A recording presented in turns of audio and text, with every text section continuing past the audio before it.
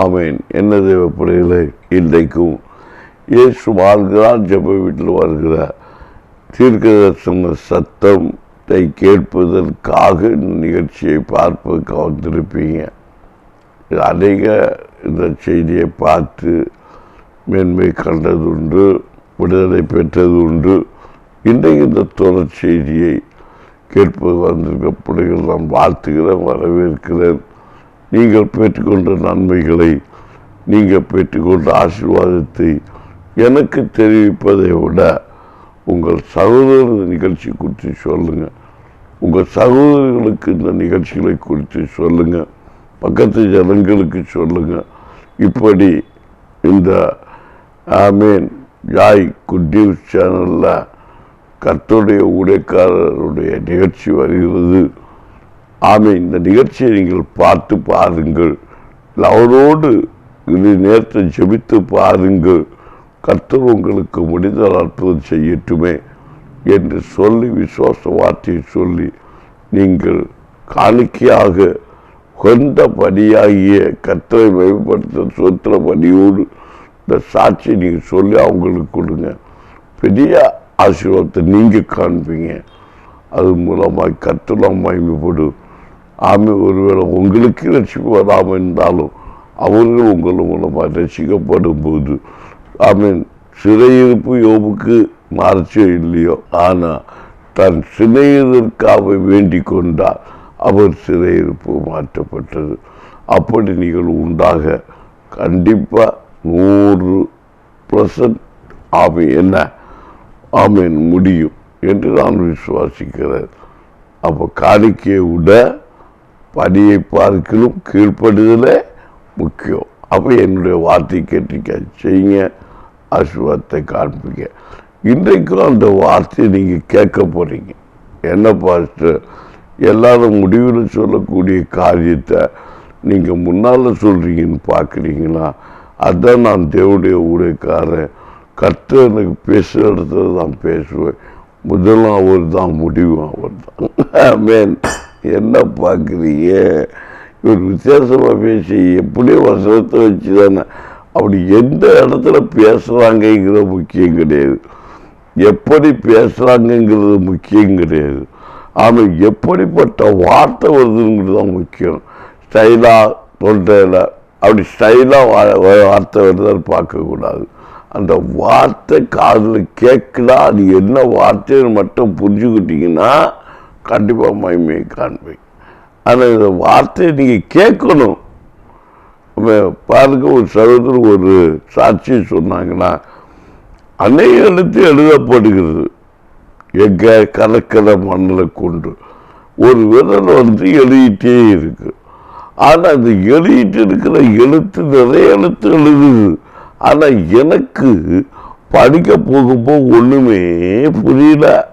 வேற எங்கே இல்லைங்க, எங்கள் சபைக்கு முன்னாடி அந்த சமூக விசுவாசம் கூட ஒரு தீர்க்க தரிசனத்தை ஒரு சொப்பனை பார்த்து நான் உங்களுக்கு சொல்லிட்டு இருக்கேன். அப்போ அந்த கணக்க மணலில் எழுதப்படுற ஒரு விரல் நிறைய எழுத்து எழுதியே என்னால் வாசிக்க முடியல. ஆனால் ஒரு சில எழுத்து எழுதுனேன், படித்தேன். அது என்னென்ன இஸ்ரவேல். ஆமேன். அப்போ இஸ்ரவேல்னா யாக்கோபுடைய வம்சம். யாக்கோபு தான் இஸ்ரவேல். ஆமீன். அவர் எல்லாத்திலையும் ஆசீர்வதிக்கப்பட்டுவேன். இஸ்ரவேலின் சேனைகளின் தகப்பன் இயேசு வாழ்கிறார். அப்போ இயேசு வாழ்கிறார் ஜெப வீடு ஊழியத்தோட பேர். அப்போ யாக்கோபின் தேவன் யாரு? இஸ்ரவேல். ஆமீன். அப்போ இஸ்ரவேல் யாரு? சேனைகளின் தகப்பன், இஸ்ரவேலின் தகப்பன். அப்போ இஸ்ரவேலுக்கு என்ன ஆகாரத்தை கர்த்தர் கொடுத்தார்? மன்னாவை கொடுத்தார். அப்போ அந்த ஊழியத்துக்கு அந்த பேரை நான் அப்படி திருப்பி விட்டேன்னு வச்சேன். முதல்ல வச்ச பேர் என்னுடைய நம்ம ஊழியத்தில் இயேசு வாழ்கிறார் ஜெப வீடு. ஆனால் அதுக்கு அர்த்தம் என்னன்னா, ஆமேன் ஆமேன். அந்த வீட்டுக்கு முன்பாக தான் என்ன பர்வதத்தின் மன்னா விழுந்த பூமி. அப்போ இயேசு வாழ்ற ஜெப வீடு அந்த வீட்டுக்கு பேரை வச்சாச்சு. அதுக்கப்புறம் அடுத்த தரிசனம் வருது. ஒரு ஊழியக்காரர், நாங்கள் உருவாக்குற ஒரு ஊழியக்கார தம்பி பார்க்குறான். இது சேனைகளின் தகப்பு இஸ்ரவேல்ல, இது தீர்க்க தரிசன ஊழியம். ஆமென். அவன் அங்கீகாரத்தில் அப்பா அப்படின்னு சொல்லிட்டு என்னை கூப்பிட்டு சொல்கிறான். ஒரு பெரிய சத்தம் கேட்டு சேனைகளின் தகப்பன் இயேசு வாழ்கிறான். ஏன்னா அவன் என்ன அற்பமா நினைச்சான். இயேசு வாழ்கிறார், சேனைகளின் தகப்பன் இயேசு. அப்போ இந்த வசனத்தை எல்லாம் நான் பார்த்துதான் இஸ்ரவேலின் சேனைகளின் தகப்பன் இயேசு வாழ்கிறார் ஜெப வீடுன்னு பேரை மாற்றி வச்சுக்கிட்டேன். அப்ப இயேசு வாழ்றார் ஜெப வீடு வருகிற தீர்க்க தரிசன சத்தம்.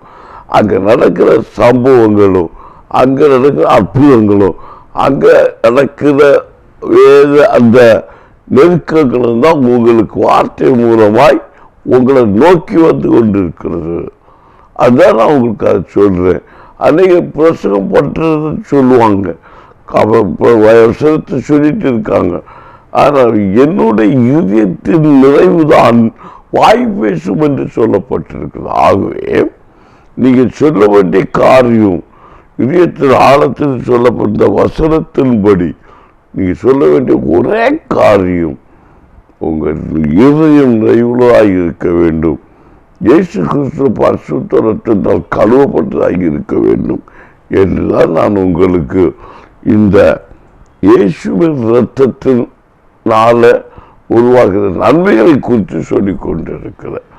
இவ்வளவு நீங்க பாடுக, வேதனையை படப்பட கர்த்தருடைய ஆமென் சபையை சம்பாதிக்க முடியும். அதைத்தான் அப்போஸ்தலர் 20ஆம் அதிகாரம் 22ஆம் வசனத்தில் நாம் வாசிக்க கேட்டோம். அதே மாதிரி பாருங்க. அது மட்டுமல்ல, அப்போ இந்த எபிரேயர் 9ஆம் அதிகாரம் 16ஆம் வசனத்தில் நம்ம வாசிக்கும் போது, நம்மை தாமே பழுதற்றபடியாக தேவனுக்கு சுதந்திரமாக ஆமென் கிறிஸ்துவனுடைய இரத்தம் ஜீவனுள்ள தேவனுக்கு ஊழியம் செய்வதற்கு உங்கள் மனசாட்சியை என்ன செய்தது, செத்த கிரியையை சுத்திகரிப்பது எவ்வளவு நிச்சயம் அப்படின்னு சொல்லப்பட்டு பார்த்தீங்களா? செத்த கிரியைகள், விசுவாசம் இல்லாத கிரியை சுத்திகரிப்பதற்கு ஆட்டுக்குட்ட உதவுகிறது. செத்த கிரியை, செத்த விசுவாசம், செத்த சரீரம், செத்து போன வாழ்க்கை. அப்ப விசுவாசத்தை உறுதி பெறணும். ஒரு மனுஷன் அடிக்கப்பட்டு சாகடிக்கப்பட்டா பட அவன் சுத்திகரிக்கப்படுறான். கோதுமை மணியானது நிலத்தில் விழுந்து சாகாவிட்டால் பலன் கொடுக்காது. அது செத்ததே ஆகில் பலன் கொடுக்கும். அப்படி அடிக்கப்படணும், நீ நிந்திக்கப்படணும், நீ அவமானப்படுத்தப்படணும், நீ கலக்கப்படணும், கலக்கமே ஒன்று அவிழ்த்து போடப்படணும். அப்போதான் நீ மகிமையை பிரகாசிக்க முடியும். அப்படிதான் இந்த வசனத்தோட சொல்லு. நாம் கலக்கிறது முக்கியம்தான். கலக்கிறது பிரச்சனை இல்லை, எல்லாவற்றிலையும் விடுதலை பெற்றுக்கொள்ளணும். இன்னைக்கு நான் வாகனத்தை வந்து கொண்டு போட்டு ஆண்டவர் சொல்லிட்டு ஆவியனோடு நான் பேசி கொண்டு வந்தேன். அப்போ ஆவியார்கிட்ட சொல்றாரு, ஆண்டவரே சாரி, நான் மனசுக்குள்ள சிந்தித்து கொள்ளுகிறேன், நான் கோபப்படுகிறேனே, நான் கோபப்படுறதுனால தானே இவ்வளோ ஆத்துமாக்கள் என்னை விட்டு நன்மை பெற்றுக்கிட்டு நிர்ணயிக்க முடியாம ஓடுறாங்க. ஆமேன் ஆமேன் சொல்லுங்களேன், ஆமேன் அப்படின்னு. நேற்று கூட ஒரு சகோதரர் பேசி கொண்டு இருக்கும்பா, ஏன் பாஸ்டர் உங்கள் சபையில் வர்றாங்க, நம்ம சபையில் வாடுறாங்க, நிறைய பேர் வாடுறாங்க, அற்புதம் பெறுறாங்க, சாட்சி சொல்கிறாங்க, நிற்காம போகிறாங்களே அப்படின்னு. அப்போ நான் அதை ஒரு நம்ம நடத்துல கோபமாக நடத்துகிறோமோ, ஆனால் எனக்குள்ள யாருமே கோபம் கிடையாது. அதை வசனம் சொல்லுது. அப்போ நான் கோபப்படுறேன். ஆனால் எதுக்கு கோபப்படுறேன்? ஒரு ஆத்மாவை சம்பாதிப்பு என்னமோ பாடுபடுறோம். அப்போ ஒரு லட்சியமை பெற்றுக்கொண்டு என்னமோ பாடுபடுறோம். ஏன் கோபப்படணும் அப்படின்னு ஒரு கேள்வி. வசனம் சொல்லுது. அப்போ கோபப்படுறத நான் ஆண்டோடைய ஊழியக்காரன் அல்ல அப்படின்னு. ஆனால் இன்னொரு விஷயத்தை ஆண்டோடு யோசிக்கும்படிக்கு எனக்கு கிருபையை கொடுத்தா. அதே நேரத்தில் அப்படி என்னை மட்டம் பற்றி விடக்கூடாது. நான் கோபப்படுறேன், உண்மைதான். அதில் பாவம் இருக்கிறதான்னு பார்க்கணும். கோபம் கொண்டாலும் பாவம் செய்யாது இருங்கள். பிள்ளைக்கு மேலே கோபப்படுறீங்க, அப்படிதான். நம்ம பிள்ளை மேலே கோபப்பட்டாங்க பாவம் வருது. கோபப்பட்டா அந்த கோபத்துக்கு அழிச்சிடும். கோபம் ஒரு அழிவை தான் கொண்டு வரும். மனுஷனுடைய கோபம் நீதி நடப்பிக்காது. அவன் நீதி என்பது மன்னிச்சு விடுகிறது. ஆமேன், ஆமேன், ஆமேன். கோபம் சிறப்பு. அழிவு என்பது சிச்சை கொடுப்பது, அது அழிவு. மன்னிப்பது கோபம், மன்னிப்பது ஆமேன், சிச்சிப்பது அது என்னது, அழிவு. அப்படின்னு தான் நம்ம பார்க்கிறோம் இன்னைக்கு. சிச்சையை குறிக்கிறது. ஆனால் ரெண்டுமே ஒன்று தான் உள்ளதை நம்ம மறந்து போகிறோம். நேசிக்கிற புத்திரனை கர்த்தர் சிச்சிக்கிறார், தண்டிக்கிறார், கருது கொள்ளுகிறார். மன்னிப்பு, மன்னிப்பு என்னன்னா என்ன வருது? மன்னிக்கிறதுன்னா எதையுமே கண்டுகொள்ளாத ஒரு காரியத்தை குறிக்கிறது. ரெண்டையும் பார்க்கும், ரெண்டும் ஒன்று தான். ஆமே, இருளும் ஒளியும். இருள் இல்லாமல் தான் ஒளிக்கு மகிமை கிடையாது.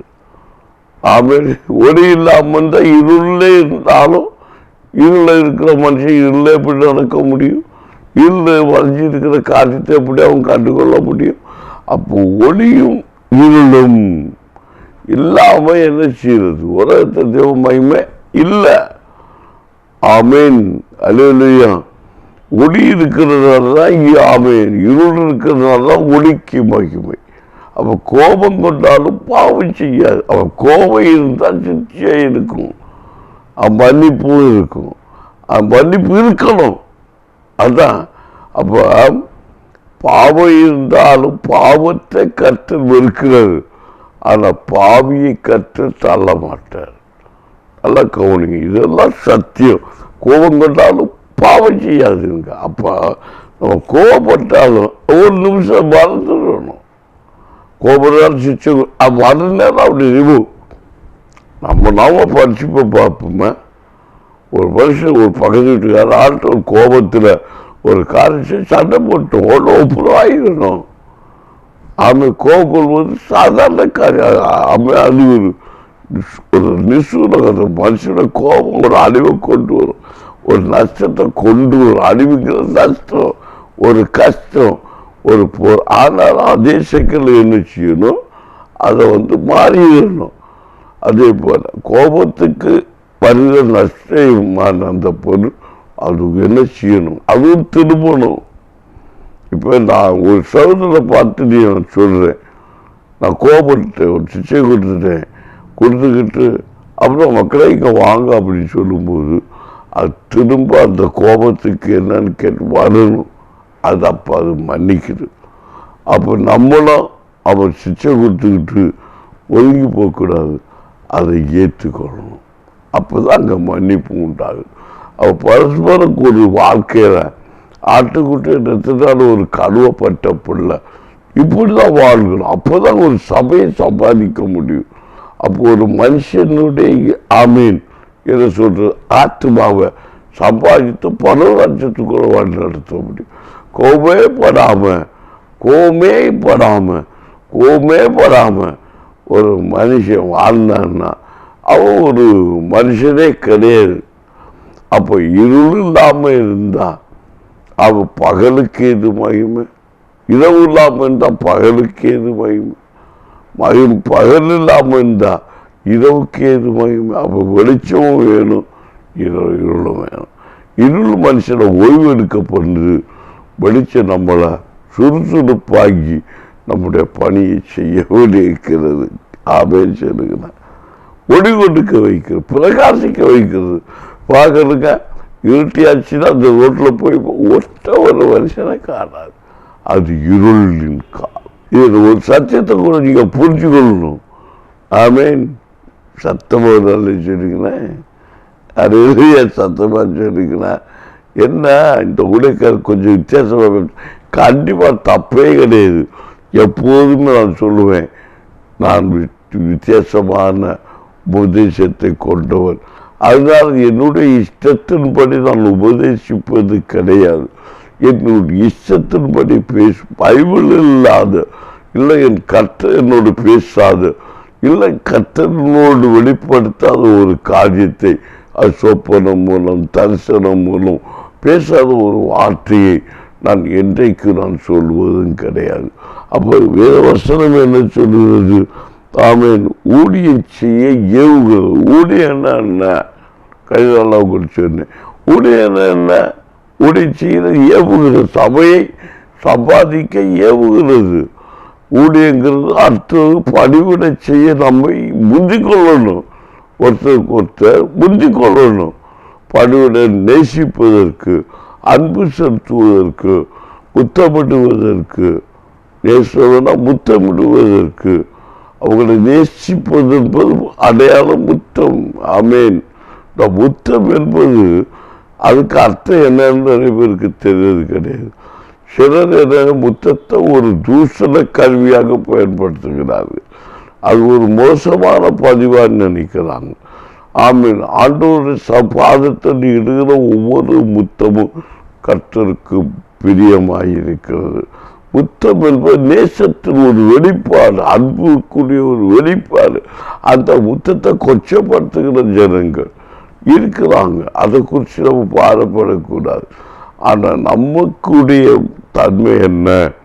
ஒரு பரிசுத்தமுள்ள பிள்ளையுடைய தன்மை என்ன? பரிசுத்த முத்தத்தினாலே ஒவ்வொரு மனுஷன் நேசித்து கிறிஸ்துடைய அன்பினாலே துஷ்ட கிரியைகளை, துஷ்ட சக்தியோட எல்லாம் விட்டு பரிசுத்தப்படுத்தி கிறிஸ்துக்குள் நடத்த ஏவுகிற ஒரு ஏவுதல் தான் ஆமே இந்த ஆட்டுக்குட்டிய ரத்தத்தினாலே சம்பாதிக்க ஏவுகிற ஏவுதல். ஆமே. அல்லேலூயா. அப்ப செத்த கிரியை நம்ம சுத்திகரிக்கப்படுவதற்கு நம்ம என்ன செய்யணும்? பரிசுத்தப்படுத்த இடம் கொடுக்கணும், பரிசுத்தப்படுத்தணும். ஒரு முத்தம் என்பது, ஒரு நேசம் என்பது, அது ஒரு மனுஷனை சுத்தப்படுத்துகிறது. ஆமீன். அல்லேலூயா. அல்லேலூயா. இப்போ சரி, முத்தத்தை குறித்து நான் ஒரு வார்த்தையை நம்ம ஒரு ப்ராக்டிக்கலாக இயேசுவே நம்ம வச்சுக்கலாமே. இயேசுவை ஒரு மனுஷன் முத்தத்தினால காட்டி கொடுத்தார். இயேசுவை நம்ம சொன்னார். வேறு வசனத்தில் சீசர்களும் சொல்லியிருக்கிறாங்க. ஆமாம். பரிசுத்த முத்தத்தினாலே ஒருத்தர் பரிசுத்தப்படுத்தி கொள்ளுங்கள். வசனத்தில் விளக்கம் இருக்கு. தேவ ஊழியக்காரர் சொல்லியிருக்கிறாங்க. வேதத்தில் இயேசு கிறிஸ்து நமக்கு சொல்லியிருக்கிறார். அதே மாதிரி முத்தத்தினால தான் யாரை காட்டி கொடுத்தாங்க? ஒரு முத்தத்தினால தான் இயேசுவை காட்டி கொடுத்தாங்க. அது யூதாஸ் காரியத்தை. இப்போ எல்லாரும் யூதாஸ் காரியத்தை மோசமானவன்னு சொல்லுவாங்க. காட்டி கொடுத்து, நான் என்னை பொறுத்த வரைக்கும் என்னை காட்டி கொடுத்தவர்களெல்லாம் மகிமையானவங்களா சொல்லுவேன். ஏன்னா என்னுடைய பெருமாக இருந்தாலும் அங்கே தான் சாகடிக்கப்பட்டு காட்டி கொடுக்கிறது நல்லது. அதான் தீர்க்கதரிசனம் நிறைவேறுகிறது. காட்டி கொடுத்ததுனால தான் இயேசு அடிக்கப்பட்டார். ஆனால் அடிக்கப்பட கர்த்தர் நாமம் மகிமைப்படுது. அன்றைக்கு யூதாஸ் காரியத்தை பார்த்தா சபிக்கப்பட்டவன் சொல்லி, அதை அவன் காட்டி கொடுத்துவேன். அவன் மனசாட்சி குற்றப்பட்டவனாக நாட்டு கொண்டு செத்தான். அப்போ இரத்த சாட்சியாக இயேசு கிறிஸ்துவை தீர்க்க தரிசனம் நிறைவேறும்படிக்கு முதல் ஜீவனை கொடுத்தவன் யாரு? யூதாஸ் காரியத்து. தன கூட இந்த 11-12 சீசர்களையும் அதிக மகிமை பெற்றவன் யூதாஸ் காரியத்து. ஏன்னா அவன் தேசித்த நிமித்தம் இவன் மறித்து விட்டான். புத்தம் செலுத்த நிமித்தம். என்ன பார்க்குறீங்க? உபதேசத்தை நான் மாற்றி உங்களை அடிக்கலை, மாற்றி கொண்டு போறீங்க. சிந்திங்க. பரிசுத்தம் அவன் முத்தையில் காட்டி குடிக்கிற முத்தம். அவன் காட்டி கொடுத்தான். இவர் தான் ரட்சகர் என்பது. ஆகவே சிலுவையில் அடிக்கப்பட்டார். இவர்தாப்பா ரட்சகர். நாங்கள் 12 பேர் இருந்தாலும் 12 பேரும் ஒன்று மாதிரி இருந்தாலும் காட்டி கொடுக்குறான். பார்த்தீங்களா? அவன் காட்டி கொடுத்தது இவன் தான் உலகத்தின் ரட்சகர். சத்தியத்துடைய விளக்கால் தான் இவர் தான் உலகத்தில் அப்படியே பிடிச்சி உமா கொடுக்குறான். கொடுத்து காட்டி கொடுக்குறோம். காட்டி கொடுத்தோடனே ஆமேன் இப்படி கை போடுறாங்க, பிடிக்கிறாங்க, வா அப்படின்னு பிடிச்சி அவர் அடிக்க ஒப்பு கொண்டுக்கிறாங்க. உலகத்தில் ரட்சகர் தான் அடிக்கப்படணும். ஆமை தாகம் தீக்கிற ஒரு ஆமேன் ராய் பாத்துமேக்க தாகம் தீக்கிற ஒரு பாத்திரம் அடிக்கப்படணும். ஆமேன் பாத்துமேக்க அப்போ காட்டி கொடுத்த நினைச்சி கலங்காம காட்டி கொடுத்த நோக்கம் என்ன, அங்கதான் விஷயம் இருக்கு. ஆமேன் நிறையா ஆமேன் சத்தமாக நினைச்சோம். அப்போ காட்டி கொடுத்த நினைச்சும் கலக்கக்கூடாது. அப்போ இரவை குறித்து கலக்கக்கூடாது, இருளை குறித்து கலக்கக்கூடாது. அவன் நம்ம காத்துக்கொள்ளணும். நிர்விசாரமா இருக்கக்கூடாது. நிர்விசாரம் அப்படியே கொண்டு போயிடும். ஆனா நம்ம காத்து கொள்ளும் போது நம்ம கற்றம் நம்மை மேம்படுத்தும். கைகளை தட்டி தேவனை மேம்படுத்திக்கலாம். அதுதான் இந்த வேத வசனம். அப்போ நித்திய ஆவினால அணுவில்லாத ஒரு நல்ல எல்லா நன்மையும் புரிந்து கொண்ட ஒரு பசுத்தமாக்கப்பட்ட ஆட்டுடைய ரத்தத்தில் கழுவப்பட்ட ஒரு கிருபை பெற்ற பிள்ளை நித்திய ஆவினாலே தம்மை தாமே பழுவற்ற பலியாக தேவனுக்கு ஒப்பு கொடுத்த கிறிஸ்துவுடைய ரத்தம் ஜீவனுள்ள தேவனுக்கு ஊழியம் செய்வது உங்கள் மனசாட்சி செத்தைக்கிரியால் சுத்திகரிப்பு எவ்வளவு நிச்சயம். எழுதப்படுகிற வசனத்தை பார்த்தீங்களா? நம்ம சுத்திகரிப்பு காட்டுறதுக்கு நம்ம சுத்திகரிப்பதற்கு அவங்க ஒப்பு கொடுக்கும்போது கர்த்தர் நம்ம உயர்த்த முடியும் என்று வேதம் நமக்கு தெளிவுபடுத்தி நம்ம நடத்தி கொண்டிருக்கிறது. ஆகவே மெய்யாகவே நீங்கள் சொல்லுங்க, நான் உபத்திரப்பட்ட நல்லது, நிதிக்கப்பட்ட நல்லது, அவமானப்படுத்தப்பட்ட நல்லது, இந்த நன்மை இழந்தது நல்லது, ஆசீர்வாதத்தை இழந்தது நல்லது. அப்போ நீ சாபத்தை இழந்த, பாவத்தை இழந்த, நீ ரட்சிப்பை பெற்றுக்கொண்ட, ஒரு நன்மையை இழக்கும்போது, ஒரு ஆசீர்வாதத்தை இழக்கும்போது நீ மகிழ்ந்து கலிகூறு, மகனே பயம் வேண்டாம், மகிழ்ந்து கலிகூறு, மகளே பயம் வேண்டாம், வந்தவரேசு நம் நடுவில் பெரிய காரியம் செய்திடுவார். வந்தவரேசு நம் நடுவில் பெரிய காரியம் செய்திடுவார். தேவையை நினைத்து கலக்காது, கொண்டவர் என்று கொண்டாடு. ஆமேன். தேவையை நினைச்சு கலக்காத, உண்டு. அப்பா எல்லா வருஷம் அழிச்சு போச்சுப்பா, அடைஞ்சிருச்சு, பயப்படாத, கவிச்சு பாரு, நல்லா தேடி பாரு, எல்லாம் உத்து அடைச்சுதான். ஆமாப்பா எல்லாம் உத்து அடைச்சி போச்சுப்பா, நீ மேலே பாரு, பார்த்தப்பா நைட்டு ஒன்று மட்டும் வருது, ஓடிப்பா அப்படின்னாரு. அது அப்படியே லைட்டா வந்துருச்சு, புஷ்ன்னு ஒரு ஊட்டா மாறிடுச்சு. அது பாலா போன கடலை நிறைவேறிச்சு. அதுதான் ஆட்டுக்கிட்ட ரத்தத்தில் பெற்ற ரட்சிப்பு. ஆமே. பட்ட கஷ்டத்துக்கு கிடைச்ச பிரதிபலம் எல்லாபடியும் அடைக்கப்பட்டு, எல்லாபடியும் அடைக்கப்பட்டு. கடையோடு இருக்கிறியா? கலங்காத மகளே, இப்போ நம்ம இந்த கேட்ட வார்த்தையின்படி அந்த பாதத்தில் ஒப்பு கொடுப்போம். கர்த்தர் ஒரு நன்மையை கொண்டு மேகத்தை கொண்டு பெரிய மழை வந்து இருக்கிற ஆசீர்வாதத்தை மகிழ்ந்து கலிகூறு ஆட்டுக்கிட்ட ரசத்தை விடுதலை உண்டு. நாளையும் இந்த வருஷத்தை முடிவாக இந்த ஆட்டுக்கிட்ட ரத்தத்தால் ஒன்றை கழுவி சுத்தப்படுத்தி புதிய நாளுக்கு நடத்த போகிறேன். நாளை ஒரு நாள் கூட இந்த ஆட்டுக்கிட்ட ரத்தம் என்னென்ன செய்ய போகிற நிகழ்ச்சி நீங்கள் பார்க்க போகிறீங்க. அடுத்துக்கு மறுநாள் செய்தியில் புதிய காரியத்தை கேட்க போகிறோம். ஜெபிப்போமா? ஜெபிக்கும். அன்பின் பரலோக தகப்பனே, கர்த்தர் கிருபை சூழ்ந்து கொள்ளும்படிக்கு எங்கள் பிள்ளைகளுக்கு தெளிவுள்ள வார்த்தைகளை, வசனங்களை கொடுக்கும்படிக்கு இந்த வார்த்தைகளை இவர்கள் கேட்டு விசுவாசத்தில் உறுதிப்படவும், கர்த்தர் கிருபைக்குள் நிலை நிற்கவும், ஆட்டுக்குட்டியுடைய இடத்துல கழுவப்பட கிருபை செய்திருக்கிறீங்க. அதுக்காக நன்றி தகப்பனே. ஆண்டவரே, எங்கள் பிள்ளைகள் ஒரு காலம் வைக்கப்பட்டு போகக்கூடாது.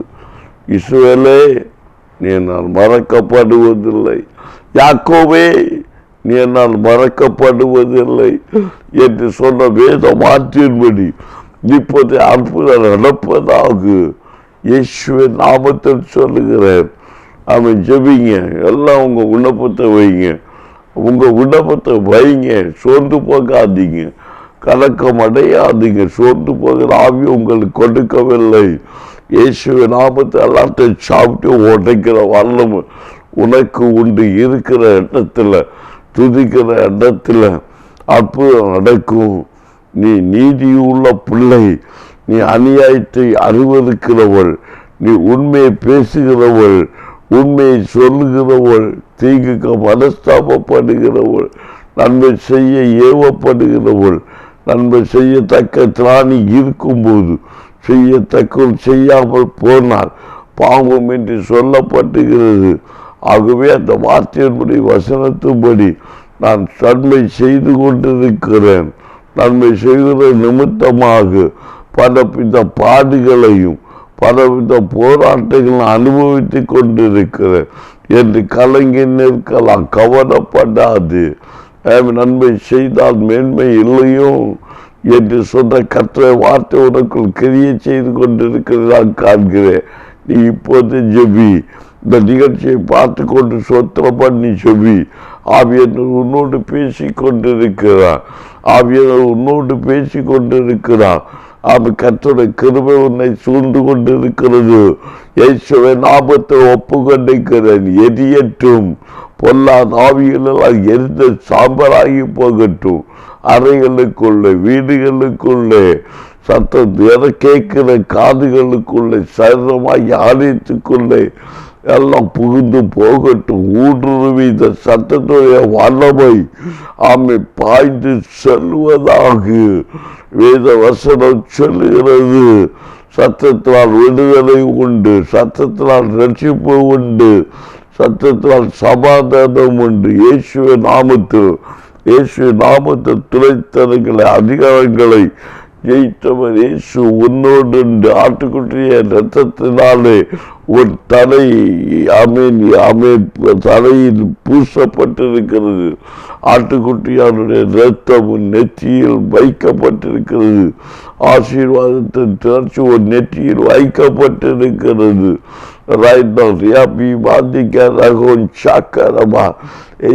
நாமத்தில் புதிய வல்லமை, புதிய கிருபை, நவமான பாசைகளை பேசும்படிக்கு, கர்த்தரோடு ரகசியங்களை பேசும்படிக்கு புதிய அற்புதத்தை இப்போதே வைக்கிறேன்.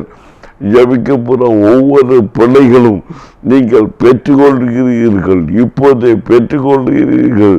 இயேசுவின் நாமத்தில் இப்போதே நடக்கட்டும். ஆண்டவரே, நான் பிள்ளைகளுக்காய் ஜபிக்கிறேன், அவர்களுக்காய் ஜபிக்கிறேன். அவர் பொல்லாத கிரிகள் அர்த்தமாக்கப்படட்டும். மந்திரவாத கிரிகள் அர்த்தமாக்கப்படட்டும்.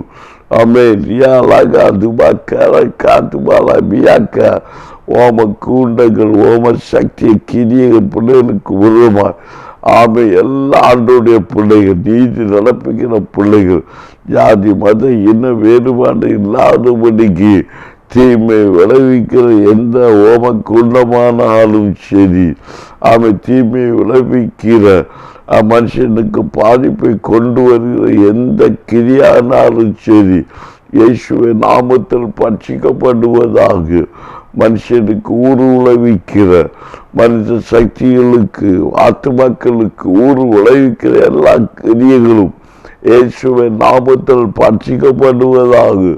ஆண்டவருடைய பிள்ளைகளுக்கு விரோதமாய், சபைகளுக்கு விரோதமாய், ஆட்சியாளர்களுக்கு விரோதமாய் இக்கிரியை செய்கிற எல்லா கிரியைகளும் இயேசுவின் நாமத்தில் மாறி போகட்டும்.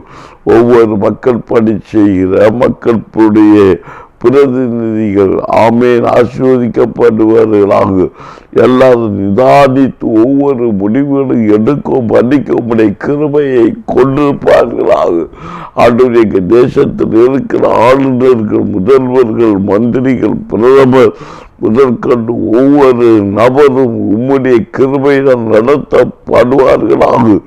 எங்க தேசம் ஒரு ஆசீர்வதிக்கப்பட்ட தேசமாய், எங்க தேசம், எங்க பகுதி, எங்க இருக்கிற இடம், இருக்கிற தெருவு, எங்களுடைய வீடு, நாங்கள்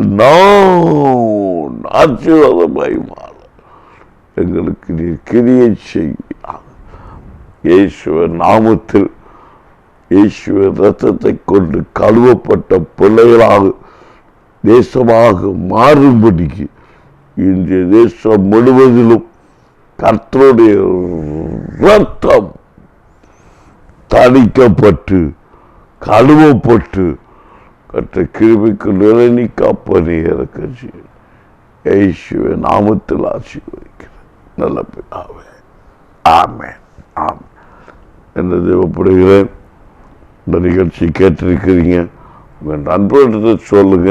கேட்டுக்கொண்ட அற்புதத்தை உங்கள் பக்கத்தில் இருக்கிற வீட்டுக்காரர்கிட்ட சொல்லுங்க. இந்த நிகழ்ச்சியை பார்க்க சொல்லுங்க, அவங்களை நிகழ்ச்சி காண சொல்லுங்க. கர்த்தர் தாம் உங்களை ஆசீர்வதிப்பதாக. ஆமென்.